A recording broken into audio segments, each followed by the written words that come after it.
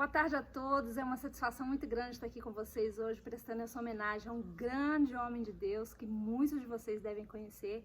O nome dele é Pastor Sebastião Marques Pereira. E qual não é o privilégio que eu sinto hoje em dizer que esse grande pastor também é meu pai. Então eu vou tentar manter assim o profissionalismo, uma vez ou outra eu vou chamar ele de pai, porque a força do hábito, né, pai? Mas é assim mesmo. Então, eu vou fazer um pequeno spoiler aqui da vida desse grande homem. E presta atenção, gente, tem muita emoção vindo por aí. Esse é o pastor Sebastião Marques Pereira. Ele nasceu no dia 22 de janeiro de 1946. Esse ano de 2022, ele completa 50 anos de pastoreado. A sua vida eclesiástica, ela começou em Manaus, né? E aí ele resolveu vir para Lagoa Santa e fazer um seminário, onde ele permaneceu por 6 anos. Concluído esse seminário, ele foi para São Paulo, onde permaneceu mais 3 anos, voltando novamente para Manaus, pastoreando Manaus e Rondônia por mais 3 anos, indo para Belém do Pará, ficando aproximadamente 4 anos, retornando para Lagoa Santa e ficando mais 27 anos. Do primeiro casamento com a pastora Joana Costa Pereira, ele teve 3 filhos, a Adna, Diná e Eliese. Ficando viúva em 2010, casou-se novamente em 2011 com a Aparecida e tem uma enteada chamada Yasmin. E não acabou por aqui não, tem mais um pouquinho. Ele foi vereador aqui na cidade de Lagoa Santa por 2 mandatos. E ele se estabeleceu na igreja local, né, no Brant, aqui um bairro aqui da cidade, onde ele desenvolveu todo um trabalho, né, formou algumas, né, abriu algumas congregações, adquiriu algumas coisas e a gente vai conversar ao longo dessa conversa, dessa entrevista com o pastor Sebastião Marques Pereira. Tudo bom, pastor? Tudo bom, querida. É um prazer, minha filha, estar aqui com você. Que bom, pai. Uma satisfação também. Pai, eu queria começar... Olha, já começou, né, gente? Mas tudo bem, né? Pastor, eu queria saber do senhor como é que foi o início do seu pastoreado, porque as pessoas gostam de saber como é que ele começou, né? Tem uma vida tão bonita, 50 anos de pastoreado, é uma longa história. Mas como é que foi esse começo, pai? Assim, fala assim pra gente, como é que foi isso? O início do meu ministério foi a consequência, o resultado da minha formação no curso de teologia. Claro que a chamada para o pastorado aconteceu quando eu era membro da igreja. Mas essa sequência de membro de igreja, seminarista, e após a formatura, Deus criou uma situação e os pastores da época da instituição que eu pertenço, a Igreja de Deus Pentecostal do Brasil, creram no jovem de 24 anos. Eles confiaram em mim e me deram a oportunidade de pastorear a minha primeira igreja, que foi em Lagoa Santa, como você já citou no início. E foi com muita dificuldade, muito jovem, a situação financeira, cidade muito pobre, e o pastor, eu creio que ele vive conforme o povo que ele pastoreia. O pastor está no meio de um povo pobre, ele vai viver na pobreza com aquele povo. O povo fica rico, o pastor melhora de vida também.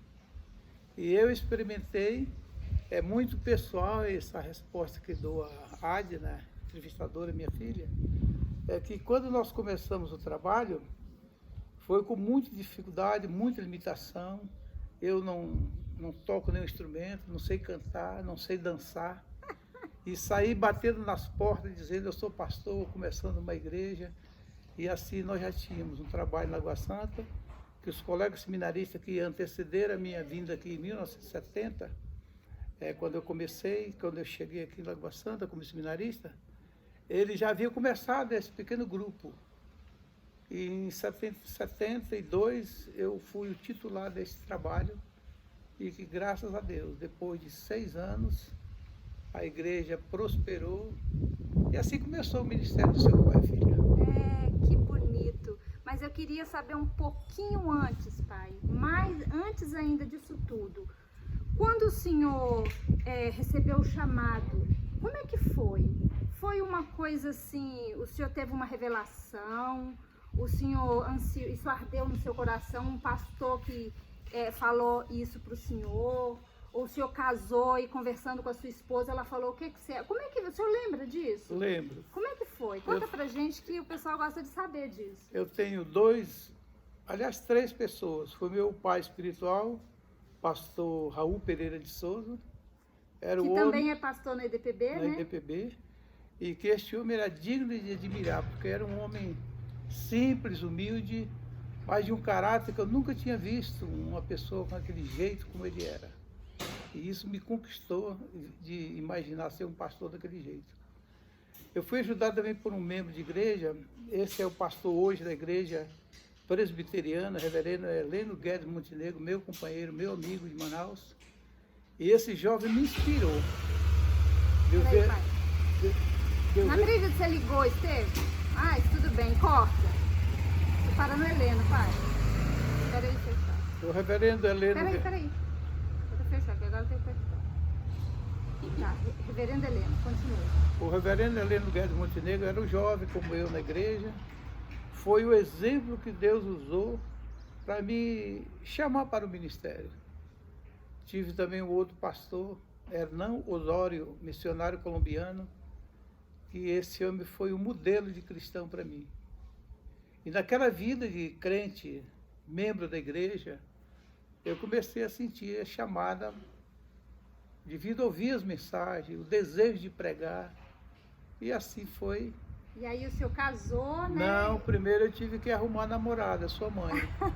E aí, conta, a gente quer saber. Me permite a liberdade, eu não sou Sim. bobo de nada, mas eu encontrei a moça mais bonita da igreja. Claro, olha a filha aqui, que linda.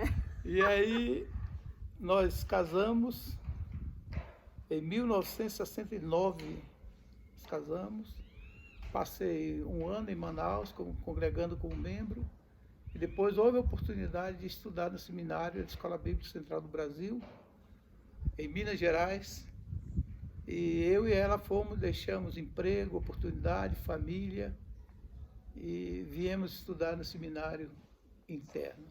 Que bonito essa colocação sua. E a minha segunda pergunta, ela é bem linkada, pai, a isso. Como eu nasci, né, nesse meio evangélico, que hoje em dia eu acredito que seja um privilégio, né, uma honra. Por um tempo eu andei meio perdida aí, mas graças a Deus o Senhor me encontrou novamente. O que a gente vê hoje em dia, pai, algumas questões muito mais, por exemplo, eu lembro do Senhor saindo para evangelizar conosco, eu pequenininha. Eu lembro do Senhor fazendo culto em praça, tem uns flashes assim na minha memória, né? Eu lembro do Senhor fazer culto assim ao ar livre, do Senhor fazer visitas, de receber pessoas, que a gente sempre morava na casa pastoral, né? E não como uma questão de crítica, mas apenas de posicionamento. O que o senhor acha que hoje em dia, pai, tem faltado nessa geração que quer o pastoreado, mas também não quer se posicionar nessa questão de pagar um preço de estar à frente de uma igreja, de uma liderança? O que o senhor acha? Que falta, né? O que falta?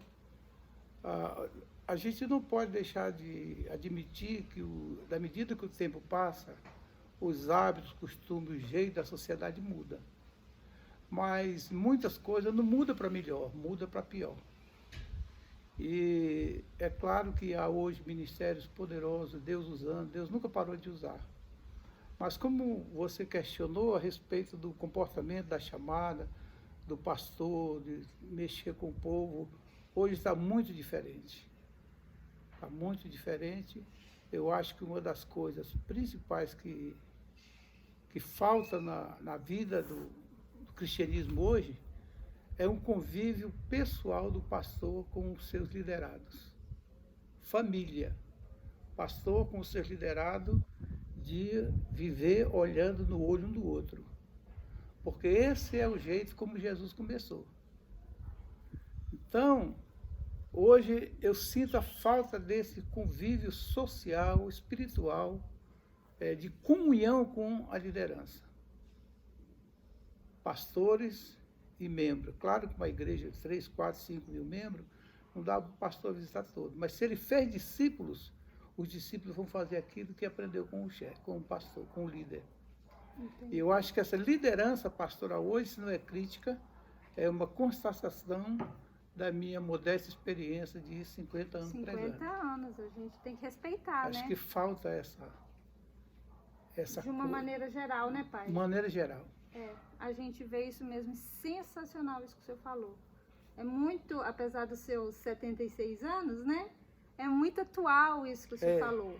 Devido a essa bagagem que o senhor tem, de realmente, né, ter entregado a sua vida. E agora outra perguntinha pessoal que o pessoal adora, pai. Não sei se ele vai querer confessar, né, gente? Mas eu vou cutucar. Pai, por algum momento, olha, falando pai de novo, gente. Pastor, por algum momento, o senhor pensou em desistir? Pode contar pra gente? Por quê? O quê? Conta um pouquinho pra gente. Claro que não tão profundamente, né?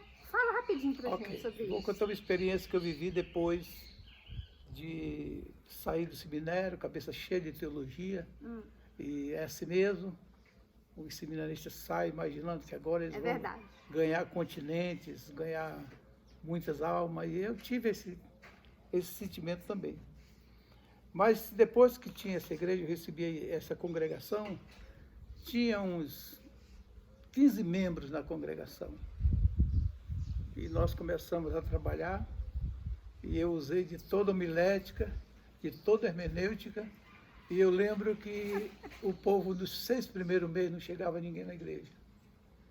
E um dia eu falei para minha esposa, Joana, falei, eu acho que eu estou enganado, nós vamos voltar.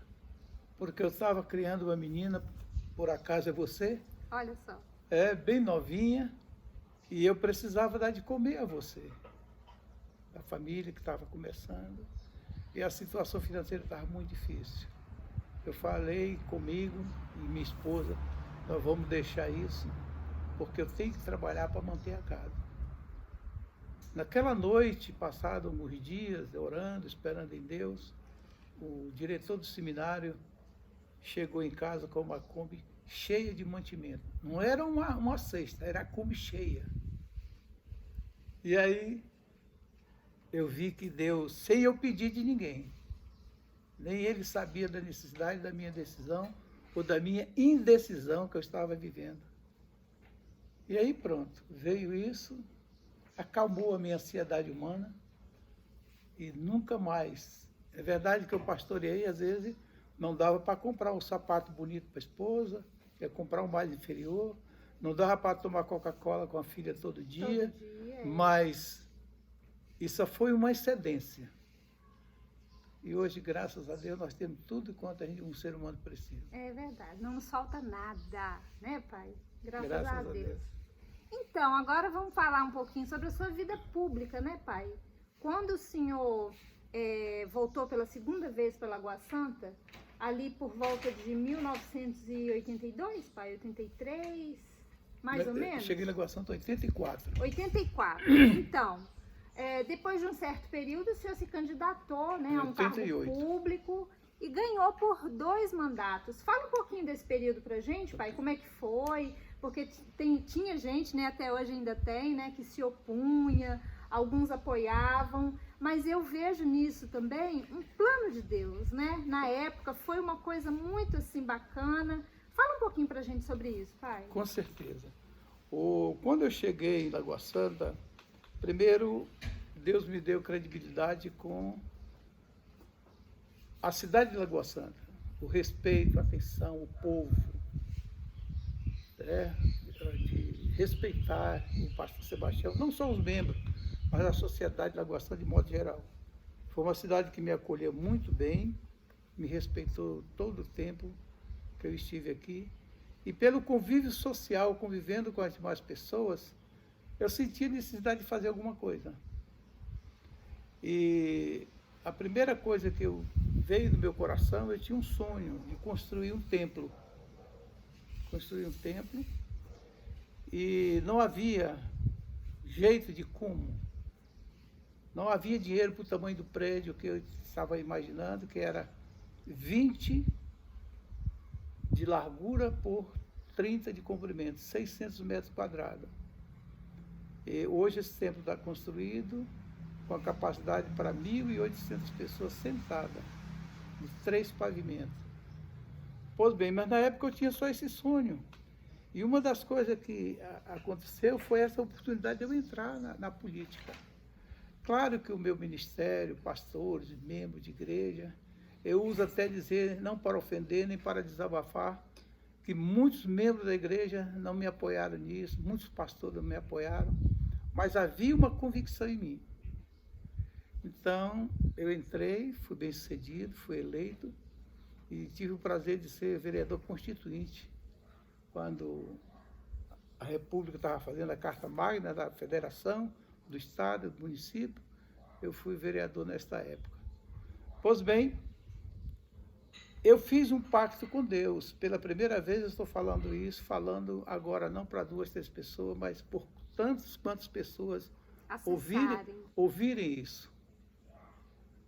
O dinheiro que eu tive a oportunidade de ganhar o meu salário, eu apliquei na construção do templo, porque a igreja tinha condição de me sustentar. E também a facilidade que eu tive como vereador, não só de ganhar as coisas, mas a influência, por exemplo, a Prefeitura de Lagoa Santa nunca me deu nada, mas ela me dava o caminhão e eu comprava areia mais barata. Então, alguém facilitou, assim, com isso eu consegui. O templo que nós temos construído aqui em Lagoa Santa, ele gastou 30 mil tijolos. Tijolo de 30 por grande, né? Esse tijolo pequeno. E eu lembro que as pessoas falavam que o senhor era doido, porque era uma igreja pequena, né? Modesta, e um terreno até grande, né, pai? Como é até hoje.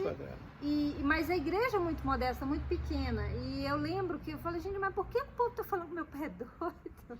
Meu pai não é... E o pessoal ficou meio assim confuso, né, pai? Foi. Mas falando agora da sua convicção, essa convicção era só sua? A mamãe apoiou? Como Apoiou. É que era? Sua mãe... Eu lembro dela na Pedra Fundamental, ela fez um vestidinho de poá, gente, olha, por isso que eu gosto de poá. Branco, todo de bolinha preta, e ela tava tirando assim. Ai, gente, eu tenho isso na memória, pai. Eu não sei se vou sair um pouco da tua pergunta, mas já que falou nela, eu quero lembrar que a minha esposa fez o mesmo curso de teologia que eu. E depois, quando nós saímos para o ministério, nós, tanto eu como ela, podia pregar, dirigir culto, fazer alguma coisa. Mas com o passar do tempo, no início do nosso ministério, eu percebi que nós começamos a brigar, entre aspas, porque ela tinha uma opinião própria a respeito de alguma coisa e eu também. Aí um dia nós sentamos e falei, não, você vai ser minha esposa, pode fazer tudo na igreja, mas deixa a decisão comigo. E depois ela ficou mais retraída, mas tudo quanto eu fiz no ministério eu devo à sua mãe. Porque ela me pastoreava ao ponto de corrigir o meu português depois da mensagem. Ela me pastoreou, eu pastoreava o povo e ela tomava conta de mim. Foi a receita que nós tivemos para pastorear. Então ela me apoiou em tudo. A esposa do pastor é fundamental. Se a esposa não apoia, o pastor, o pregador, qualquer indivíduo vai ter dificuldade de continuar o projeto. Pois bem, fiz assim, como vereador, nós conseguimos facilitar, construir uma igreja, levou muito tempo para concluir, porque o templo é muito grande. Mas nós fomos trabalhando, já no segundo mandato... É uma igreja linda hoje, né, pai? No segundo mandato eu falei, nós vamos ter foto aí exposta, né? Aí no segundo mandato eu falei para Deus, Deus, agora eu vou comprar uma casa para mim.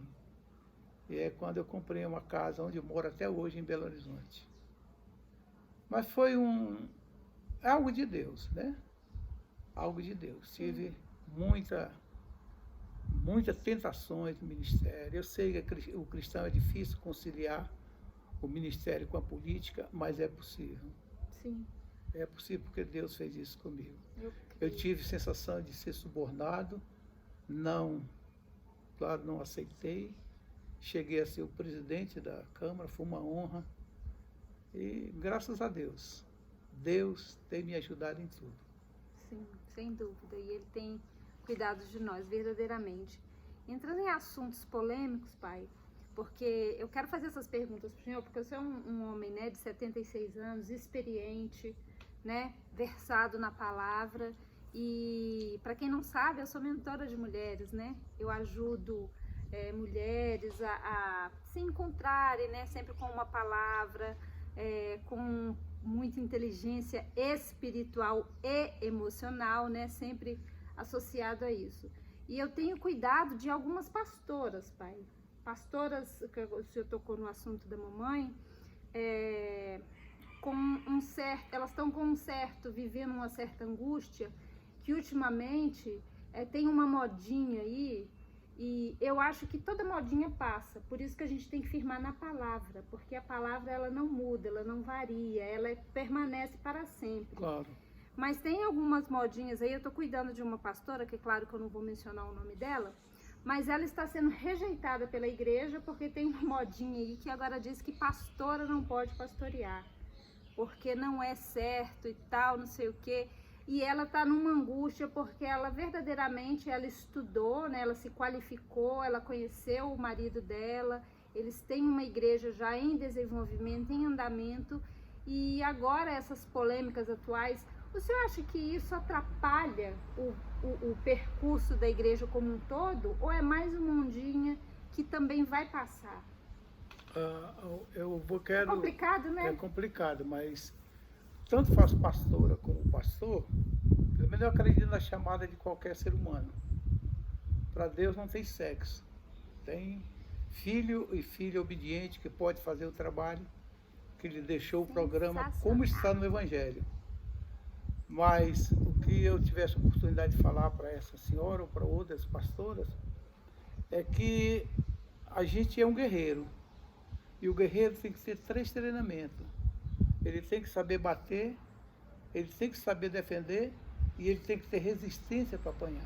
Eita, glória! Vou anotar isso aqui, ué. Algumas pessoas nunca querem, são melindrosas demais. Alguém critica a pastora, ela fica com raiva. Critica o pastor, ele fica com raiva. Quer dizer, essas pessoas têm que ser treinadas a resistir, porque é um guerreiro. É os 3 princípios da luta: defesa, ataque e resistência. Eu tô anotando mesmo, tá, gente? Respondi?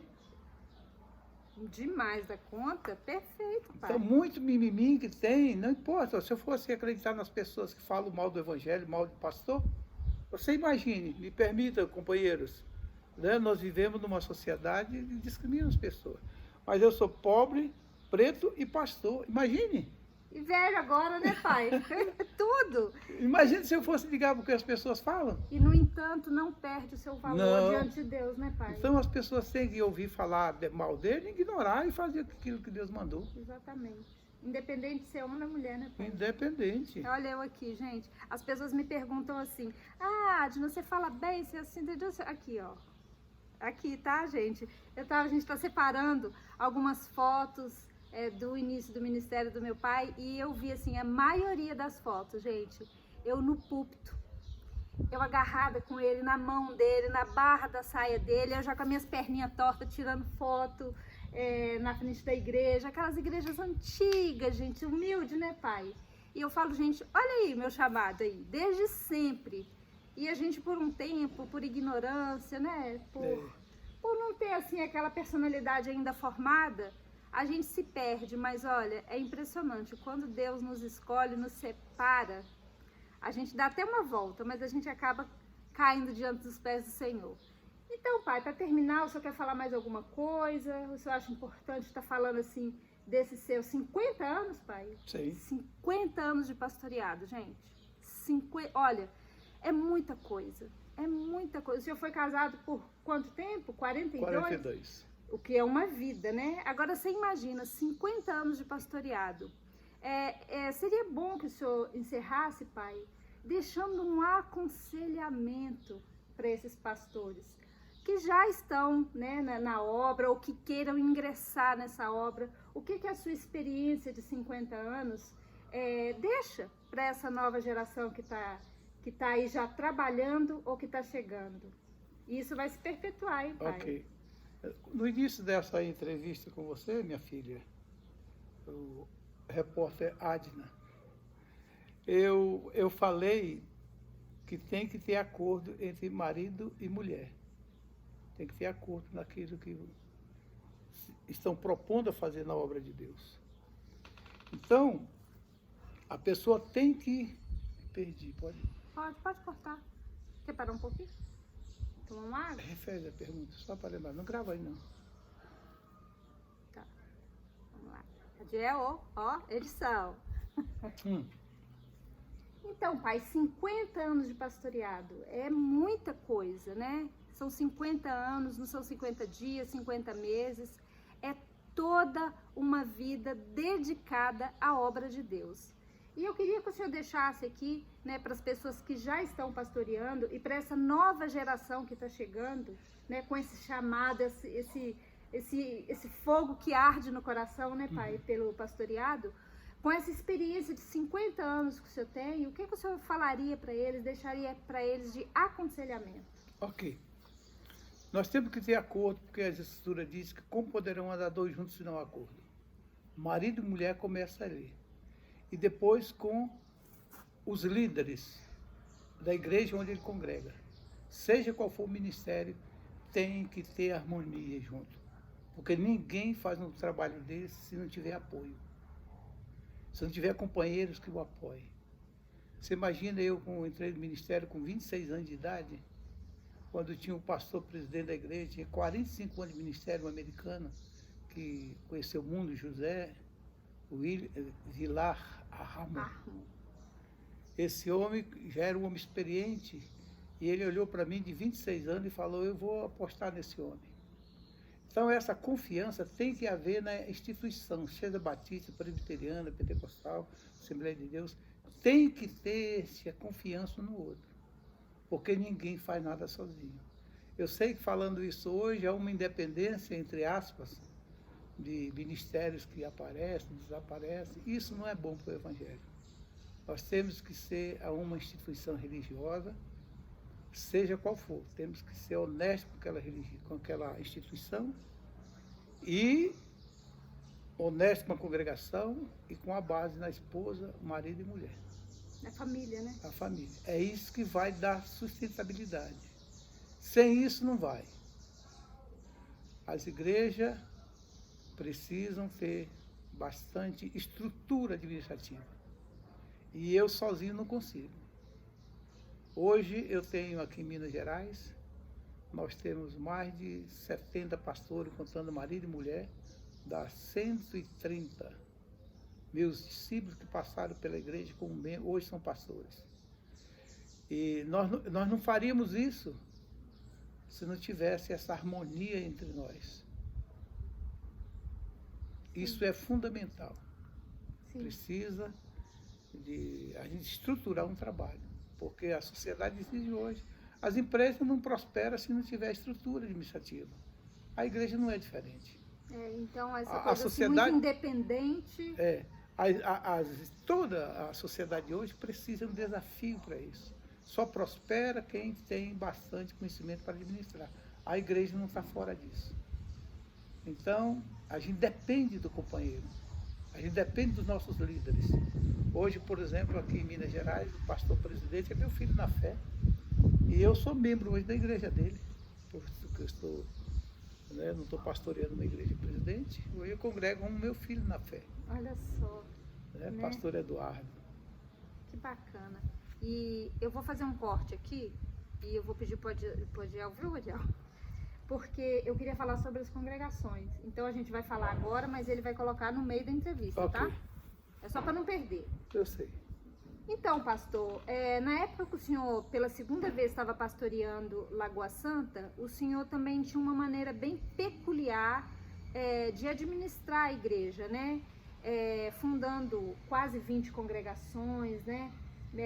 Formando, né? Eu lembro que o senhor colocou a igreja teológica, a escola teológica dentro da igreja, o seminário, para formar pastores, para mandar eles para o campo, né? Então eu queria que o senhor falasse como é que foi isso, de onde que veio a ideia, o senhor foi instruído, também foi uma inspiração de Deus, como é que foi isso nesse estruturação de congregações pela cidade e até fora, né, pai? Porque o senhor também tinha em outros estados.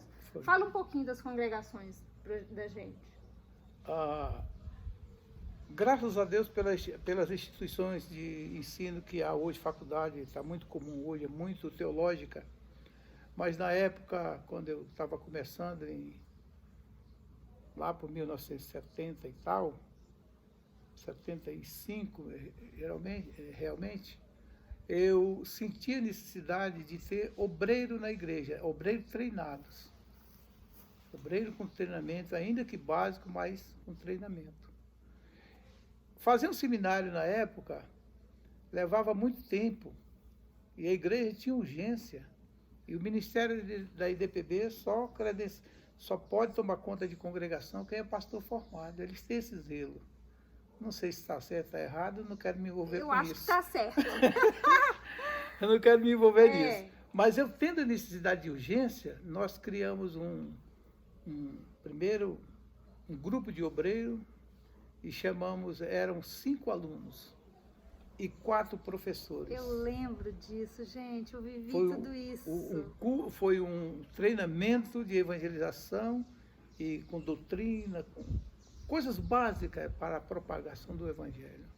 Eu costumo brincar com os companheiros, eu acho que nós quase fazíamos ficar aqueles nossos 5 alunos doidos, porque era eu, Ernesto, missionário, pastor Neri e reverendo Ismael, pastor da igreja presbiteriana hoje. Nós éramos 4 professores de teologia empurrando a Bíblia na cabeça de 5 obreiros. Todos eles são pastores. Mais tarde, quando eu voltei, isso foi na primeira vez que eu fui pastor em Lagoa Santa, quando eu voltei, em 84, aquela igreja, o curso dentro da igreja estava bem devagar. Aí, graças a Deus, eu ampliei e passou a ser uma escola credenciada pela a nossa instituição, a Igreja de Deus Pentecostal do Brasil. Nós temos reconhecimento de que nós podemos administrar o curso conforme a exigência da instituição da igreja. E a partir daí, dessa escola, muitos obreiros se formaram para o senhor, digamos assim, colocar eles na obra, né? Na obra. Então, eles congregavam, estudavam e praticavam. Ah, tá. Então, devido a esta formação da igreja, nós realmente, do jeito que eu pensava, o meu discípulo pensava. Isso não era imitar, não era copiar. Mas o líder passa isso, a mesma visão do líder passa para as pessoas. Uma estratégia, né? Por exemplo, hoje aqui em Belo Horizonte, nós temos notícia de pastores que eu conheço, como o pastor da Igreja Batista da Lagoinha. Ele é um líder. Meu pastor Márcio Valadão. Nem todo mundo conhece o Márcio, eu digo, uma igreja tão grande, pastor Márcio, mas a referência do Márcio, ele é um líder. É verdade. Todo mundo segue ele. É Jorge Linhares é outro. Pastor Jorge. Companheiro, já está idoso como eu, mas ele é uma referência. Sim. E Deus, modesta parte, me permitiu fazer isso. Sim. Então, aquilo que eu criei, aquilo que eu queria, Deus conseguiu plantar no coração desses homens. E eles, assim que eles formaram na escola teológica da igreja, eles saíram para o campo. Para o campo. E continuam? Continuam. A maioria, né, pai? Eu acho que eu fiz esse levantamento, 90 e tal % deles estão pregando a palavra. É mesmo, Nós temos esses alunos que saíram do seminário da escola Shalom, que era o nome da escola. O nome da escola. Shalom. A minha sogra foi até professora dessa escola. A irmã Maria Tereza me ajudou muito. Pois bem, nós temos alunos que estão em Manaus, Rondônia, Belém. Teve congregações no Rio de Janeiro, né, pai? Rio de Janeiro, Maranhão. No Maranhão, olha, gente. Terra do Sarney, Pinheiros. Pinheiros, é uma cidade, né? Abrimos igreja lá. E aqui na cidade, pai, quantas, assim, que o senhor lembra, assim, nos bairros? Era quase, não eram todos não, mas eram, na maioria dos bairros, né? Era na Várzea, Vila Maria, Ovidio Guerra, Lagoinha de Fora, Aeronautas. Olha só, gente, que coisa boa. Palmital. Palmital, Campinho, Lapinha. E com o passar do tempo, essas congregações, elas, tipo assim, se emanciparam e viraram igrejas, não é? Não foi? Era plano também do senhor fazer isso? Era. Vespasiano, que é uma das mais prósperas hoje. Do nosso querido pastor Eduardo Tomás, a bênção na nossa vida. Então, assim, a gente vê em tudo, né, pai? A visão que Deus deu para o senhor enquanto um homem de Deus, nesses 50 anos de pastoreado, e também a sua disposição, né, pai?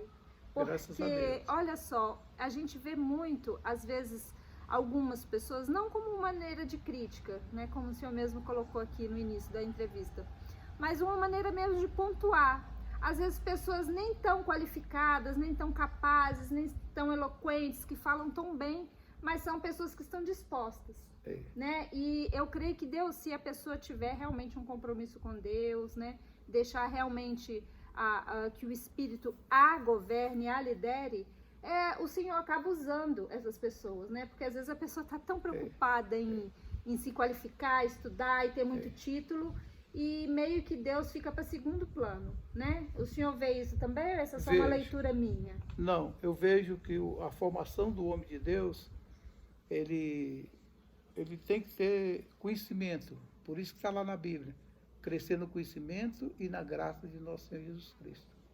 Então o obreiro, ele tem que ter informação cultural, ele tem que ter estudo, ainda que modesto, mas ele tem que se dedicar ao estudo.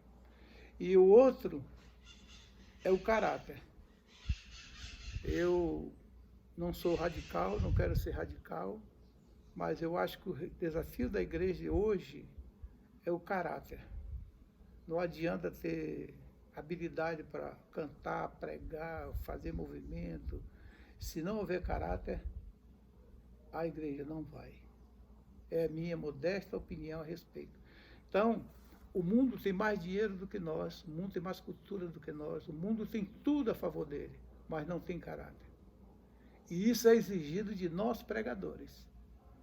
É uma coisa pragmática, você diz que é porque é mesmo. Então eu vejo isso... É inegociável, né? É uma necessidade hoje na igreja, a igreja, os pregadores, serem realmente exemplo, porque é uma arma que o mundo não tem. É o caráter. O caráter, eu acho que a salvação anda agarrada com o caráter cristão. A gente vê uns comportamentos muito estranhos hoje em dia, né, pai? E aí a igreja fica, eu brinco com o pastor Eduardo, dizendo que às vezes a gente fica amassando barro. Aqui em Minas, antigamente, amassava barro, rodava uma roda e o camarada não saía do lugar, pisando. Eu falo para o pastor Eduardo, está amassando barro. Pois é, gente. Então, a gente já está caminhando aqui para o final da nossa entrevista.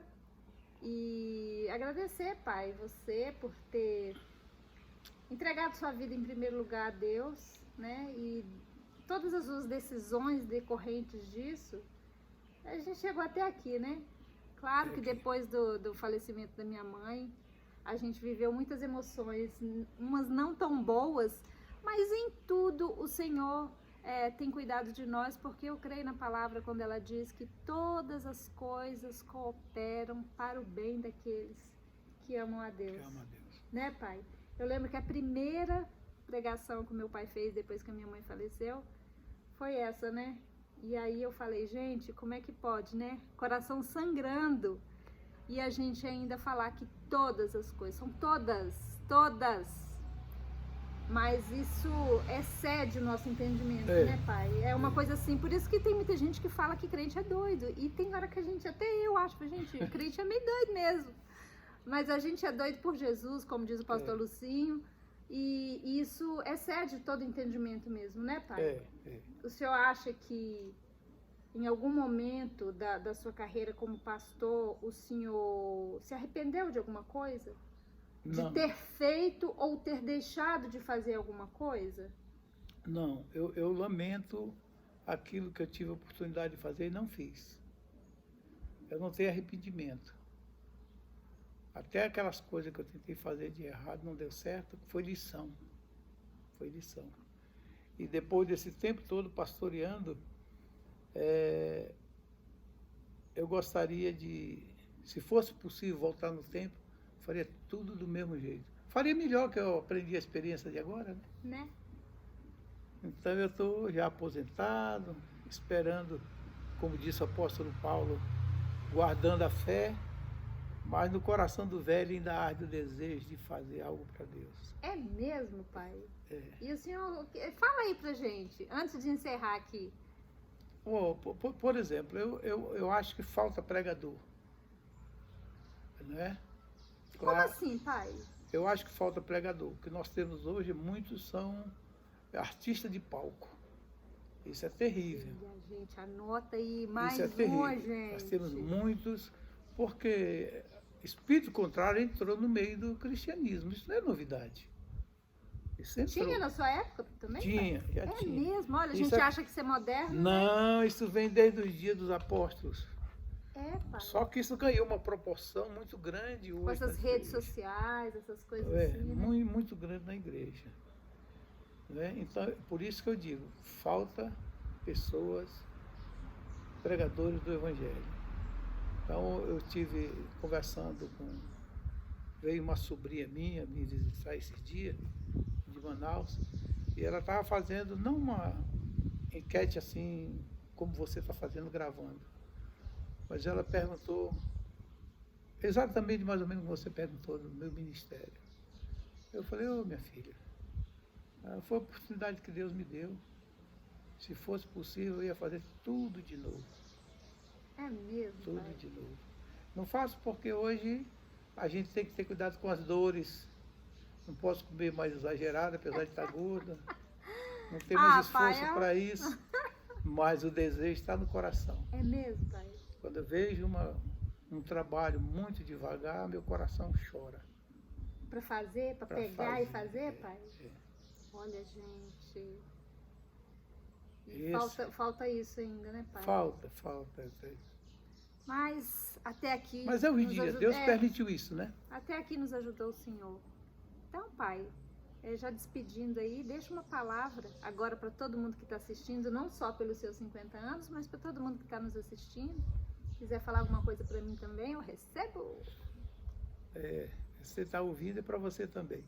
Mas eu sou grato a Deus pelo o privilégio de ter sido um modesto pregador. E estou feliz com o que fiz. Tenho desejo de continuar fazendo até o último dia. E o que eu fiz não foi habilidade minha. Para qualquer indivíduo que entregue sua vida sem reserva a Deus, ele faz isso. Eu tenho muita gratidão, porque eu me entreguei minha vida de não mandar em mim. Quem manda na minha vida é Deus. Então, as oportunidades que surgiram, não foi a habilidade do pastor Sebastião, não foi negociação do pastor Sebastião, não foi o jeitinho brasileiro do pastor Sebastião. Eu creio que Deus nos trouxe em todos esses caminhos. E estou feliz que só Deus mesmo. Feliz. Quantos netos, pai? Já tenho, perdi até a conta. Você vai ser bisavô agora, Vou ser né, bisavô. pai? Bisavô de gêmeos, gente. Olha só para você ver, né? A filha do Eliezer, né? A Isabelle já tá aí. E aí, como é que é a sensação de ser avô e agora bisavô? Fala um pouquinho pra gente disso. Essa é uma realização, né? Na vida da gente. De que ver os filhos dos teus filhos, na Bíblia. Que coisa maravilhosa, né? Estou feliz que só bobo. Desculpa Bom, a expressão. bom demais, né? Então tá, pai. Obrigado pela entrevista. Que o Senhor continue abençoando o Senhor. Para que suas palavras ainda edifiquem a minha vida e a vida de muitas outras pessoas. Deus abençoe a todos. E o pastor Sebastião não é o tal, não. O tal é Jesus. Amém. Isso mesmo. Eu peço desculpa, perdão, se minhas palavras foram radicais em algumas áreas. Mas eu sou capaz de repeti-las todas do mesmo jeito que falei agora. Eita glória. Deus abençoe a Tchau. todos.